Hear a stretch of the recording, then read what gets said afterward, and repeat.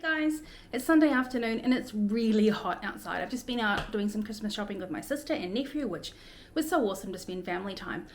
So I have some garden projects that I was going to do, but it is really hot and I'm going to go do them a little bit later when it's cooled down a little bit. It's a beautiful day here. So what I thought I'd do is when I was out, I picked up the 2023 New Zealand Gardener Garden Diary. And I thought one of the things that I might like to do for 2023 is be a little bit more organised in the garden and try and do things sort of more in the month that they're supposed to be done and see if that will actually help in terms of growth rates and productivity.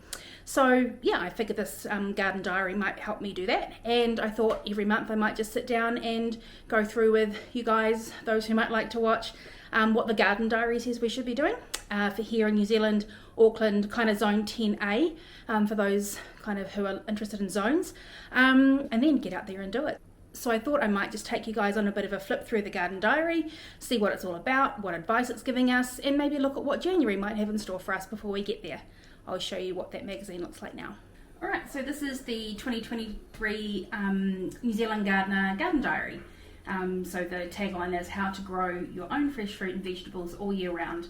So pretty lucky here in Auckland we don't get too many frosts, so this is something we can, gardening is something we can kind of do all year round. We're not having to worry about things like frosts too much up here, and so it's quite easy for us to get a good use of our garden all year round. So like every magazine, it's got ads. I think this one is sponsored by Gardena, is the major partner, Gardena being a garden implement and hose kind of company over here. I love the pictures that come in these magazines. It's just a bit of inspiration about what your garden beds might look like at this time of the year. These photos in these magazines normally are kind of time of year appropriate. So it starts off with a bit of a Dear Diary, which is the editor's kind of letter to the readers around what this is all about. And then moving into January, it's got space for your notes, which I'm going to try and use this year so I can be a little bit more organised. And it's bilingual in here in terms of some of the heading in Māori, which is the indigenous native language of New Zealand. There's gardening by the moon information in here for the month of January. So gardening by the moon is basically using the phases of the moon and thinking about when you might have more fertile periods than anything, and that's really great because this page does it here for you. You can record your rainfall records and what your plans were, what your notes were, and some information here, Maramataka, which is the Māori lunar calendar, which is really what the fertile periods and lunar gardening is all about. So in January, you see over here, sow and plant around New Year's Day. I'm going to be at the beach on New Year's Day, so I won't be doing too much sowing and planting for that. This is a barren period, so it's a really good time to sit down and have a bit of a plan about what I'm going to do and then get into the action over here. So it says plant everything but root crops for a week after the 25th, which is going to be pretty cool. Keep track of the rainfall. January is normally very dry here in Auckland, so I'm expecting not to make too much use of this. It's got some planning for your garden tasks to help you plan out what your January is going to look like, and some advice on what to do this month in terms of what would be good in your garden. So sowing and planting, it's got some seeds recommendations to be doing. So basil, dwarf beans, beetroot, carrots, celery, Chinese cabbage, coriander, leeks, lettuces, radishes and rocket. So things that are going to benefit from being grown from seed are there. And this is for the north frost-free areas, which is definitely Auckland. In terms of the South Island, colder inland areas, a bit of root stuff. So beetroot, bok choy is not root, but you know, beetroot, bok choy, carrots, coriander, kohlrabi, leeks, peas, radishes, silver beet, spring onions, swedes and turnips. So quite a bit of rooty stuff in there. You can buy punnets also, just these are things that have already been grown on, maybe putting them in the garden there. Bit of a tip on DIY fertiliser, and I think this is the banana water that people talk about, so putting skins of bananas into water buckets so that you can leave it to sit there and then use the water that's had the banana skin soaking in as a bit of food. So it says half fill a bucket with water and add banana skins when they become available. So when you eat a banana, pop it in a bucket. It recommends leave them in there for about a week and add 2 cups to a full watering can. So basically 2 cups to maybe 10 litres, which is a general size watering can here. And you can keep popping in skins and popping in water. I figure it might go a bit weird and slimy after a bit, but you know, give it a go. A bit of a crafty idea. I really like the idea of doing rock painting instead of the kind of tags you could put in. Make your rock look like the vegetable that you are planting. I think that's pretty cool. Plant markers.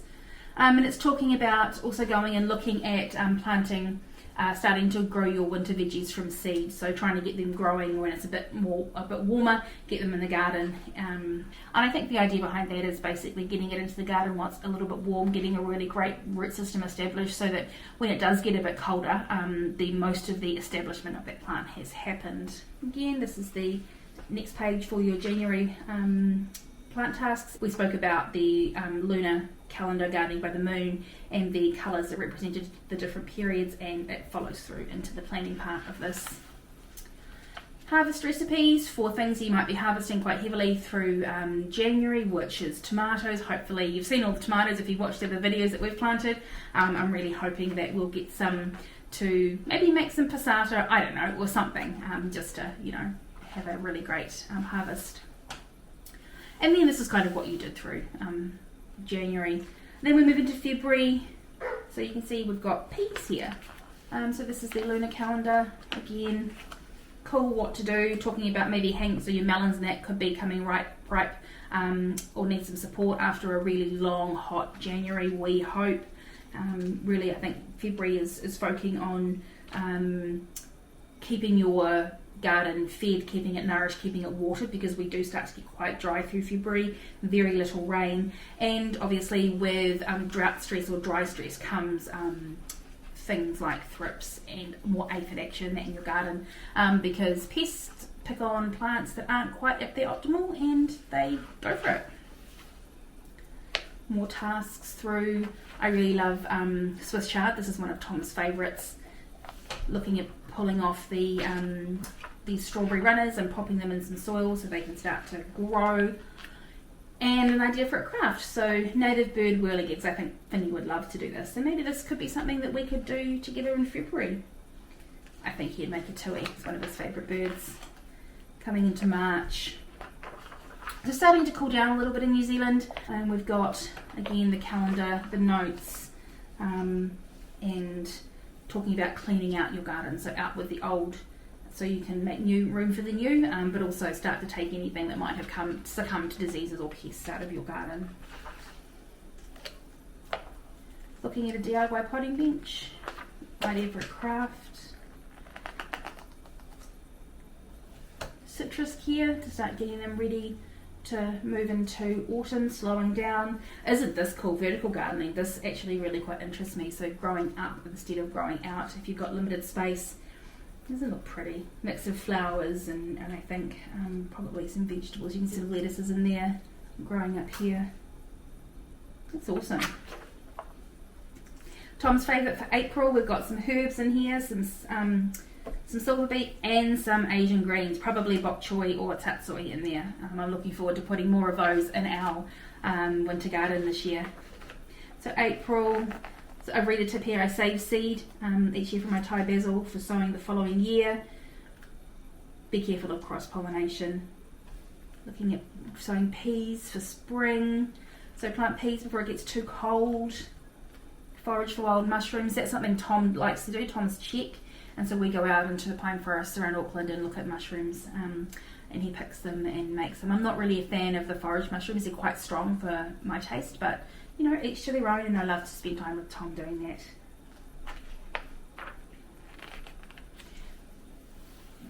April we've got Anzac Day in there, so there's a reminder around the soldiers' red poppies, looking at harvesting passion fruit, and maybe looking at protecting tender plants, because April you're getting a little bit cooler, chance of a frost maybe if we're going to have a cold winter. Some recipes for the ever popular silver beet. I don't think we ever get a chance to keep any silver beet because this is something Tom cuts often. And as I mentioned before, his favourite is the Swiss chard or bright lights. He says it's a bit more sweet, and he finds normal silver beet a little bit salty. So interesting, the flavours that people pick up in the vegetables for themselves. Again, beautiful photos kicking off May. So pretty. Purple sage. Rainfall records again, your lunar calendar, some great planning for tasks, what you can do this month. So planting shallots, Tamarillo, not going to be planted in our garden, I'll put a cross through that one. And encouragement to try something new. Not sure what that is. Maybe some different heirloom carrots. Watching out for snails. Get out there and grab those. A bird feeder to help the birds through the leaner months where maybe there's not so much around for them. It's pretty cool. There's a little bit of a vintage upcycle, I think, there. Little insect houses for June. Pipiti. In the calendar. Planting bok choy, we'll definitely be looking at that. Looking at rodents, stopping rodents. I mean, they're trying to come inside or trying to be, you know, in places where it's a little bit warmer because it is getting a bit cooler outside. Planting broad beans, mustard greens. Protecting from frost damage if you're in an area where you are prone to frosts. Again, planning for tasks.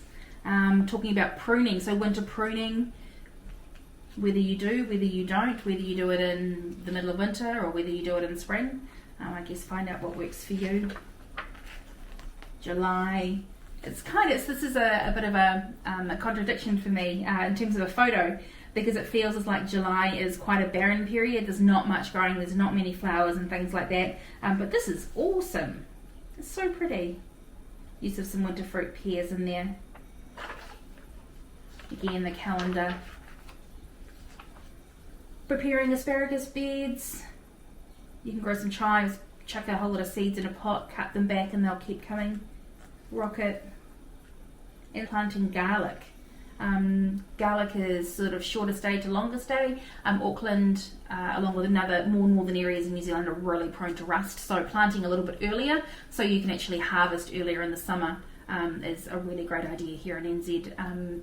I notice on my gladiolus outside at the moment, they are starting to develop rust. So if I did have garlic in the bed, that would be succumbing to rust about now. And rust obviously inhibits photosynthesis, so the plant can't get energy. So your bulbs are going to be a little bit smaller and generally stop growing. So if you plant it a little bit earlier, you can harvest it a bit earlier and maybe escape the rust curse.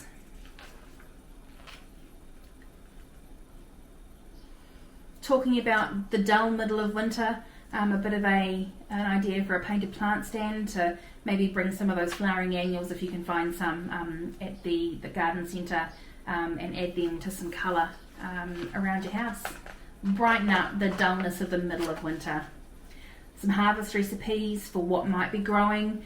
This is for, I think, leek and potato soup, maybe. Yep, leek and potato soup. Looks quite yummy. August, starting to be a little bit, you know, a little bit of a hint of spring. The different periods of fertility for August. Again, your notes. Sowing, starting to think about what's going to happen in spring, so planting strawberries. Looking at maybe setting up irrigation to get prepared so that by the time your garden is full and going, you've already done all the hard work. Maybe also in Auckland where the soil's a bit softer, given that it's generally quite rainy through winter, you can dig into that clay-based soil and get your irrigation going. Also time for bare root fruit trees as well. I'd like to put some more in this year. I'm hoping for some more stone fruits and nectarines, my favourite fruit in the whole world, so I'm going to find some spaces to put the fruit that I love to eat. That's a cool looking squash. That's the other thing about these magazines, that they can show you things that are out there that you might not have even thought of, you know, making growing a squash more interesting, because you never quite know what shape you're going to get or what colour. It's really pretty. A climbing frame. I really like the idea of this. Again, bringing some colour to the garden, something that's not going to rust and fall apart like some of the plastic covered plant supports you can get. And you know, you could find scrap wood, maybe rip down some pellets to try and do something like this. I love the colour. They're just bringing a little bit of awesomeness to the garden. September. Here in Auckland, starting to get a bit warmer. Thinking really about spring, so starting to sow your seeds that you'd like. Encouraging you to hold off planting tomatoes. They will be out in the garden centre at this point. I've read a lot of stuff about, you know, in Auckland, plant your tomatoes Labour weekend or beyond, because then you're protected from frosts. I rebelled and planted all mine early this year. There's a video there, I'll see if I can link it down below. But I'm actually starting to get tomatoes, so I'm doing okay. So if you can't hold off, maybe start planting some seeds. If you really need to do something with tomatoes because they're your jam, plant some seeds. Find some awesome ones, grow something different. So looking to ban codling moth, trying to spray appropriately to help your apples generally, and veggies and things like that. Be not impacted by codling moth, which can basically ruin the inside of your apples. Just think about what you're going to do before you spray, and if you are going to spray something that's not quite as kind to all the other insects, maybe do it you know, on a non-windy day in the evening, so that these all these bees and all the things that we really need in our garden have tucked themselves away for the night. Self-watering plant is a really great idea for someone like me who forgets to water. October, really getting into the swing of things in the garden. DIY weed tea, a tip for this month. Feeding your garlic, starting your sweet corn, looking at Italian herbs, feeding fruit trees to keep them all nice and healthy. And there we got some zucchini. And this is an idea for a zucchini that I thought I might try. And this one is growing in a 20 litre bucket upside down, because if you know zucchini, they get huge. So you can grow them up something, or you can grow them from a hanging pot, which would help with possibly the idea that the stems snap if you grow them up. Maybe that's a project I can try this year. What to do this month? So really focusing on some stuff that is cold tolerant and that doesn't necessarily love so much heat. Snow peas. Start sowing your beans. Again, harvest recipes. This one here is for lemons and limes. Hopefully you've got a whole lot of citrus that you can think about doing something fun with, and this one's for lemon chutney. I think if I had lemons, I'd be making lemon curd or lemon cordial. November here.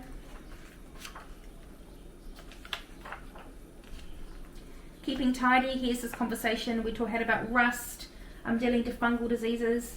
Planting potatoes in bags. Make sure they're in a sunny spot. Plant everything. This is like freedom to just go for it. November's my favourite month in the garden. DIY plant pots. Some pretty colours in there.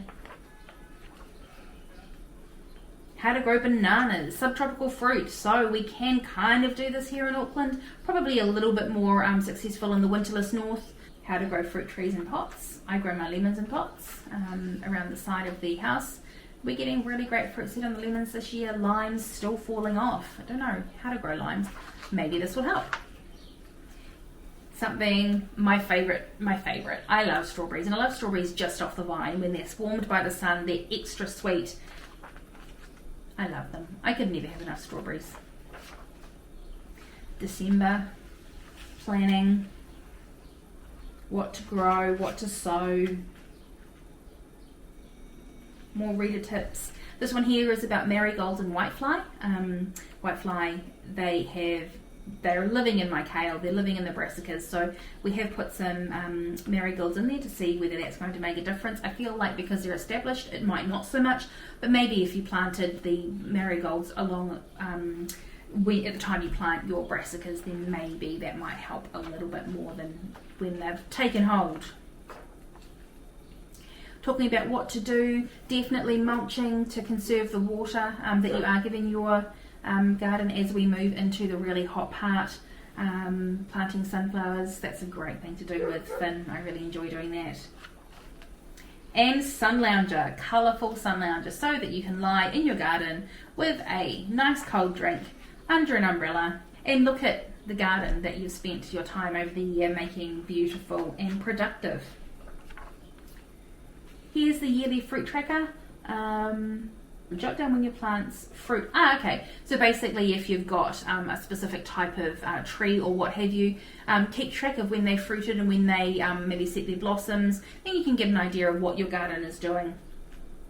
This is the veggie tracker, same kind of idea.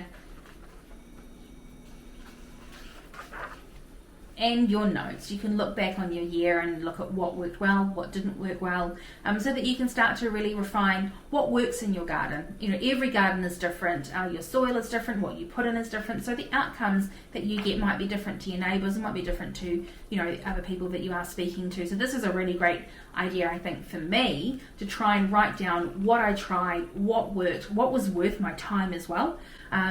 Sometimes I feel things like growing broccoli, right? They take up so much room and you get one head if you remember to water them and if they get to the point where they are going to actually set their heads. So, you know, if you have a great year or you get some success with them, you might like to do it again next year, but if you're like me, probably not something I would do again. I'm really keen to put down on here how my potatoes went. I'm really excited to harvest those. More notes, and then the back cover. Some pretty cute photos, terracotta pots, some trellising, and Tom's favourite, Swiss chard. So yeah, I'm really looking forward to making use of this year, to see if I can get my time in the garden a little bit more organised, a little bit more productive, and just see if maybe making notes and doing things with a little bit more intent in the garden is actually going to help me get a better yield, enjoy my time more, maybe have less failures. Let's see. I'll check back in January to decide what it is we're going to do when I get back from holiday. This is available in New Zealand stores. I'm not entirely sure whether it's available in Australia, but if you're in New Zealand, pop out and grab one. This price is $16.20. A lot of information in there, and I think, you know, this is the second year buying it for me. I didn't use it quite so well this year, but let's see whether that is going to give me $16.20 more success in the garden. I have a funny feeling it will. I hope you enjoyed this. If you've got any tips that you might like to leave in the comments about what you'd like to do to make 2023 better for your garden, or what I can do in 2023 to make things better for my garden, I'd love to see them, so pop them in the comments below. I'll check back with you in January.